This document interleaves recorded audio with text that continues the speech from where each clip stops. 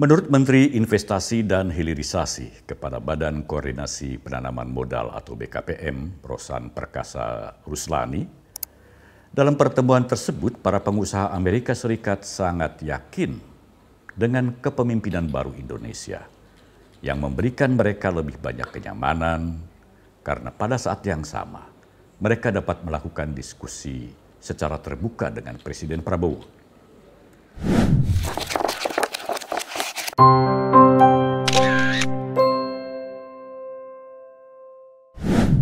Kawan Minwat, gaya kepemimpinan Presiden Prabowo Subianto di dalam negeri serta penampilannya yang penuh percaya diri di hadapan para pemimpin dunia di mancanegara tampaknya menjadi daya tarik yang sangat besar bagi para investor asing untuk menanamkan investasinya di Indonesia.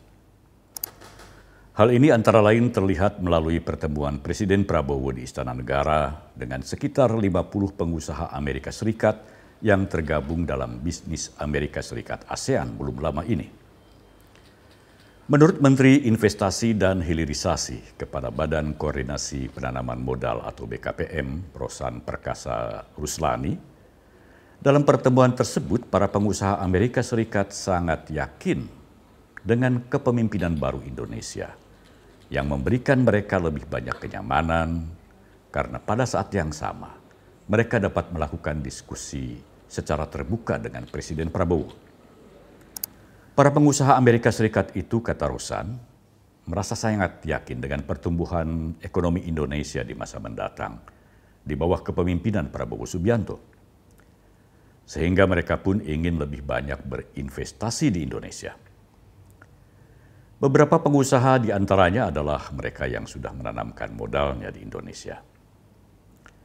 Sebelumnya dalam kunjungannya ke 5 negara beberapa waktu lalu, Presiden Prabowo juga berhasil membawa pulang kesepakatan investasi dari berbagai negara, seperti yang pernah dilansir kanal cnbcindonesia.com.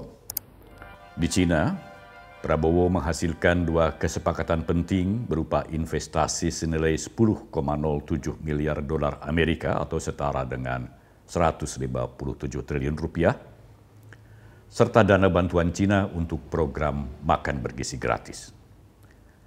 Di Amerika Serikat, kunjungan Prabowo menghasilkan 3 kesepakatan penting berupa komitmen AS mendukung ketahanan pangan RI, percepatan energi bersih, dan pengembangan rantai pasok mineral.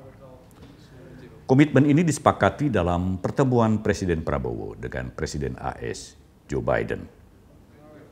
Sedangkan di Brazil, pengusaha Indonesia dan pengusaha Brazil menyepakati kerjasama di berbagai sektor senilai 2,8 miliar dolar Amerika atau sekitar 44,4 triliun rupiah.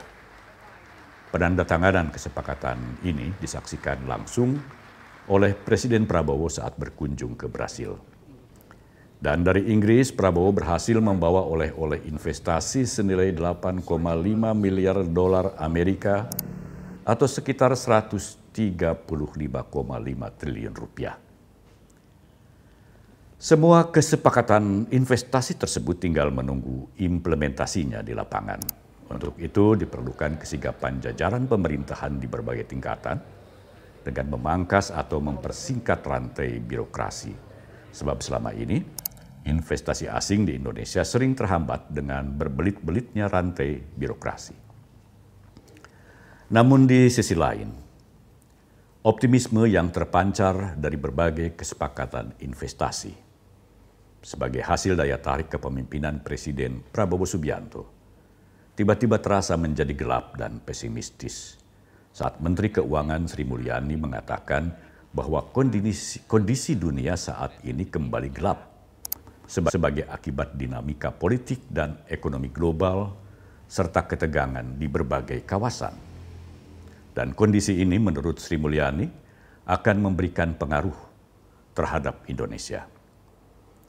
Apa yang disampaikan Sri Mulyani dalam konferensi pers APBN kita pada tanggal 11 Desember lalu, seperti yang dikutip berbagai media, adalah benar adanya.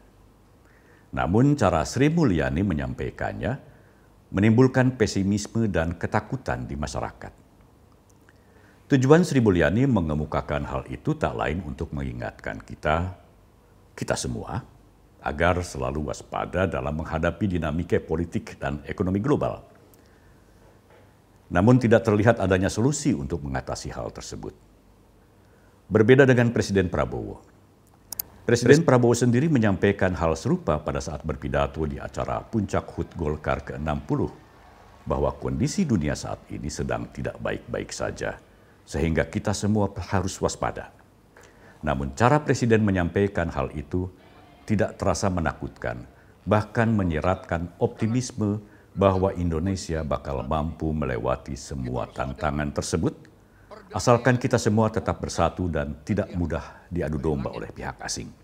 Menteri Keuangan Sri Mulyani dan para menteri lainnya tampaknya perlu belajar kepada Presiden dalam memaparkan kondisi politik dan ekonomi global yang penuh kesulitan dengan nada yang lebih optimistis, bukan dengan nada yang menyeratkan ketakutan. Kehidupan rakyat saat ini sudah cukup berat. Jangan ditambah lagi dengan pernyataan-pernyataan yang pesimistis. Sekali lagi, belajarlah kepada Presiden dalam menyampaikan komunikasi kepada masyarakat yang tetap mengandung pesan agar kita selalu optimis. Sampai di sini dulu kawan Minmot. Terima kasih untuk Anda yang tetap setia menjadi subscriber kami dan Anda yang sering memberikan like, share, dan komentar. Salam Minmot.